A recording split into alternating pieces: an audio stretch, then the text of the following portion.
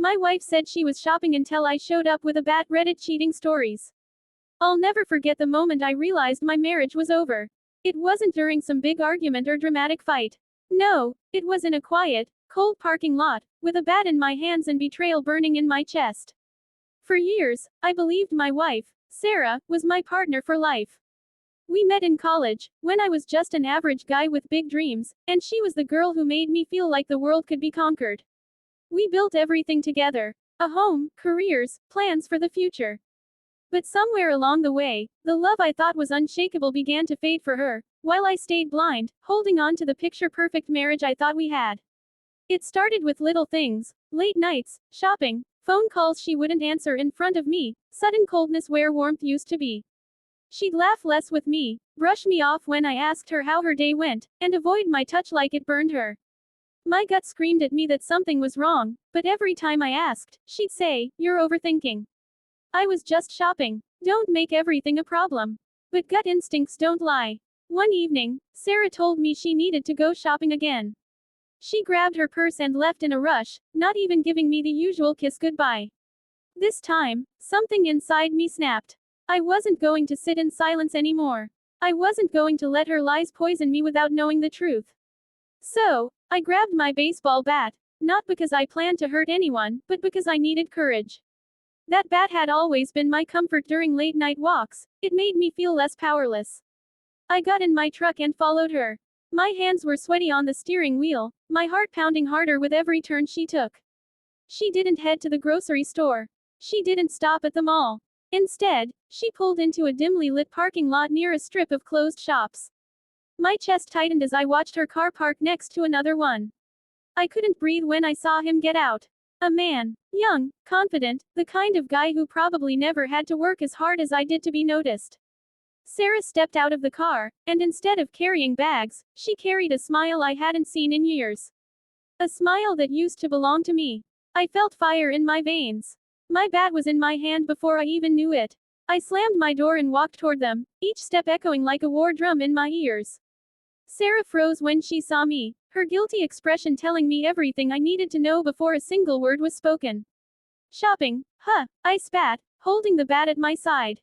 My voice shook, not with fear, but with heartbreak. The man backed up, hands raised, muttering something about not knowing she was married. "Coward." Sarah rushed toward me, whispering, "Please, put the bat down, let's talk." But what was there to talk about? The truth was written all over her face. She wasn't mine anymore. She hadn't been for a long time. I didn't swing the bat. I didn't need to. The weight of betrayal hit harder than any blow I could have delivered. I dropped it on the ground, the metallic clank echoing through the empty parking lot. "You could have just told me," I said quietly.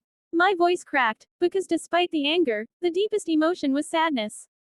"All those nights you lied, all those times you said it was nothing, I would have respected the truth more than this." Sarah cried, reaching out for me, but I stepped back. "No," I whispered, "you made your choice. And tonight, I make mine." I walked away. It was the hardest walk of my life, leaving behind the woman I once thought I'd grow old with. But with every step, I felt a strange sense of freedom. Betrayal hurts, but it also sets you free.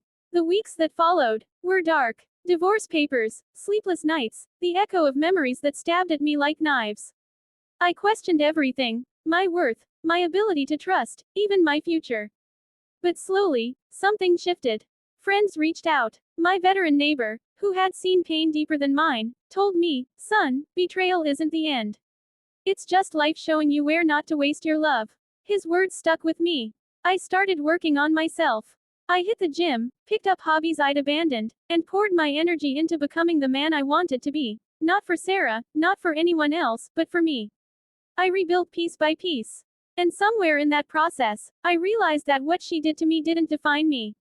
My reaction did. The bat that once symbolized rage now sits in my garage as a reminder, not of violence, but of strength. That night, I could have destroyed everything in anger. Instead, I chose to walk away with dignity. Today, when I tell my story, people often ask if I regret not smashing that car, not confronting the guy, not yelling louder. But the truth is, walking away was my revenge. Sarah lost a man who would have given her the world, and I gained something priceless, self-respect and a second chance at life.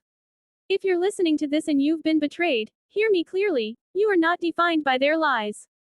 You are not broken because of their choices. Sometimes, the best revenge isn't destruction, it's survival.